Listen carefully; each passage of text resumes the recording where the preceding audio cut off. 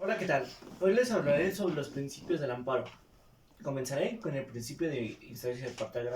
agraviada que está establecido en el artículo 107, fracción primera de la Constitución Política de los Estados Unidos Mexicanos. Significa que el juicio de amparo solo se puede promover por aquella persona que ha sido afectada o que se le afecte su esfera jurídica, ya sea por una norma general, un acto u omisión de una autoridad, ya sea por sí mismo o por un representante, o también por particulares, de acuerdo a lo establecido en la ley de amparo, eh, puesto que el gobernado es el titular de la acción de amparo, es decir, que quien aduzca ser titular de un derecho o de un interés legítimo, ya sea individual o colectivo.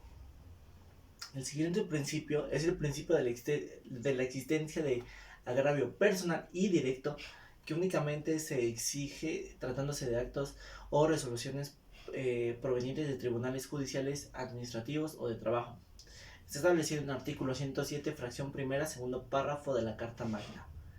el cual solo se exige acreditar un interés jurídico tratándose de esos actos o resoluciones provenientes de tribunales judiciales, administrativos o de trabajo, en cuyo caso el quejoso deberá aducir ser titular de un derecho subjetivo que se le afecte de manera directa y personal. Pasaremos al siguiente principio, que es el principio de definitividad, el cual está establecido en el artículo 107, fracción tercera, inciso A, párrafo tercero, y inciso B, fracción cuarta y fracción quinta, inciso B, de la Constitución Federal, en el cual significa que antes de acudir al juicio de amparo se deberá agotar los recursos ordinarios previstos en leyes secundarias y que sean idóneos para modificar, revocar o anular el acto que vaya a reclamarse. Pasaremos al siguiente principio, que es el principio de prosecución judicial, que está establecido en el artículo 107 de la Carta Magna y del artículo 2 de la Ley de Amparo. Significa que todos los juicios de amparo deberán tramitarse de conformidad con las reglas establecidas tanto en la Constitución General de la República y en la Ley de Amparo. El siguiente principio es el principio de relatividad de efectos de la sentencia, que está establecido en el artículo 107, fracción segunda de la Carta Magna y el artículo 73 de la Ley de la Materia. Significa que la sentencia de amparo afecta favorable o desfavorablemente exclusivamente a quienes sean parte de un juicio, en este caso del juicio de amparo. El principio de estricto derecho. Significa que el juzgador de amparo debe examinar la constitucionalidad del acto reclamado con base a los argumentos expresados en los conceptos de violación, es decir, que se estudia exclusivamente la controversia que haya sido planteada ante los tribunales federales con base a las consideraciones expuestas por el quejoso en su demanda, ya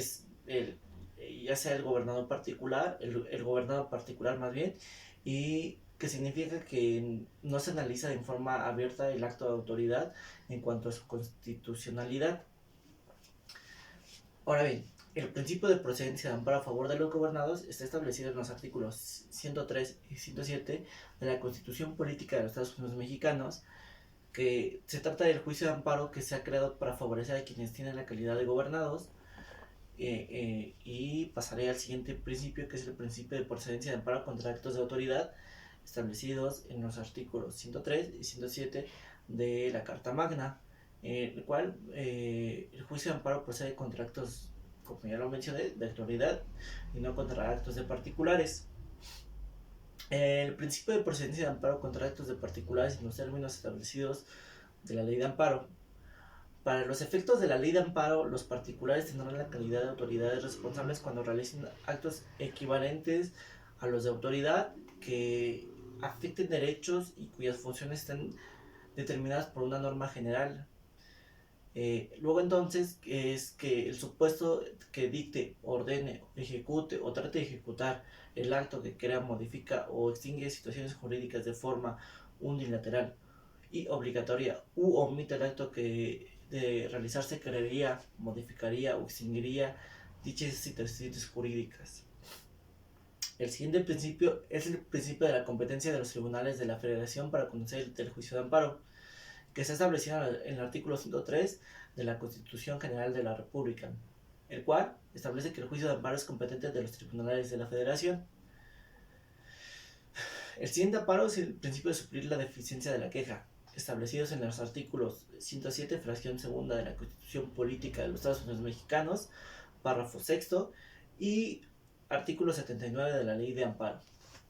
Esta figura consiste en que se debe de examinar cuestiones no propuestas por el quejoso o su recurrente en sus conceptos de violación o en sus agravios respectivamente, que podrían resultar favorables para arribar al conocimiento de la verdad jurídica, lo que implica un examen incluso oficioso para investigar acerca de la constitucionalidad o inconstitucionalidad del acto reclamado, pero no al llegar al grado de poder cambiar la naturaleza del acto reclamado o apreciar pruebas que no conoció la autoridad responsable a través de la jurisdicción ordinaria,